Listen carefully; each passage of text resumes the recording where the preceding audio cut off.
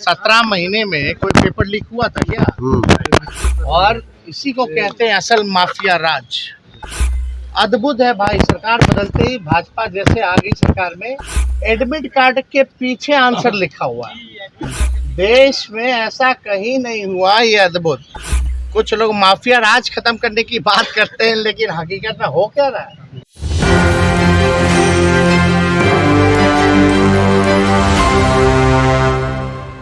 नमस्कार, मैं नंदन, आप देख रहे हैं न्यूज़ 24। देखिए तो मौजूद है राबड़ी आवास के पास। आपको पहले बता देते हैं कि देखिए इस वक्त हम राबड़ी आवास के पास मौजूद है और यहाँ पर बिहार के पूर्व डिप्टी सीएम तेजस्वी यादव यहाँ पर आए हुए थे और यहाँ पर आके उन्होंने बहुत मीडिया कर्मियों से बातचीत की। आपको बता देते हैं कि साफ तौर पर यहाँ पर ये वही जगह है जहाँ पर तेजस्वी यादव जो बिहार के पूर्व डिप्टी सीएम रहे हैं वो यहाँ पर आए थे और आकर उन्होंने मीडिया कर्मियों से बातचीत की।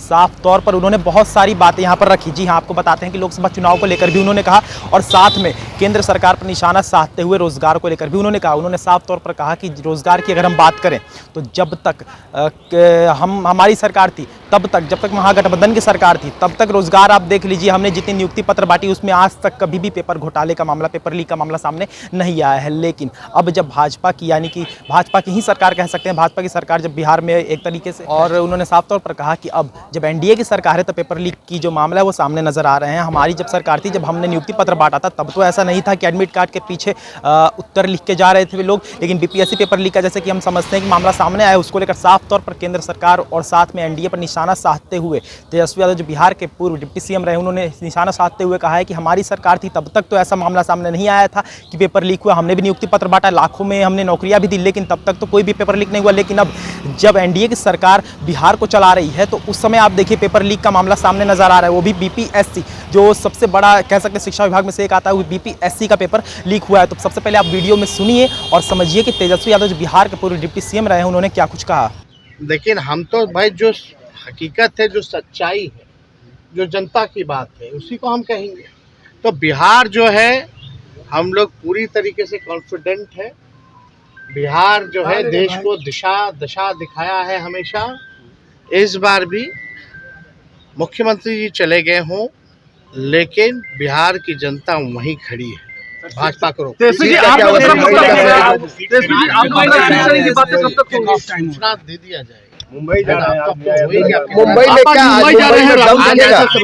आज बॉम्बे में है, राहुल गांधी जी ने खुद फोन करके निमंत्रण दिया था, तो आज हम लोग जा रहे हैं। 17 महीने में कोई पेपर लीक हुआ था क्या? और इसी को कहते हैं असल माफिया राज। अद्भुत है भाई, सरकार बदलते ही भाजपा जैसे आ गई सरकार में, एडमिट कार्ड के पीछे आंसर लिखा हुआ है। देश में ऐसा कहीं नहीं हुआ, ये अद्भुत।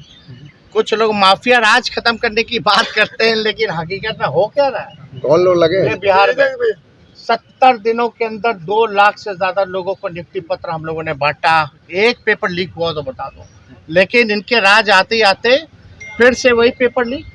भाजपा का जहां राज रहा वहां पेपर लीक, यूपी में पेपर लीक, मध्य प्रदेश से लेकर के हर जगह।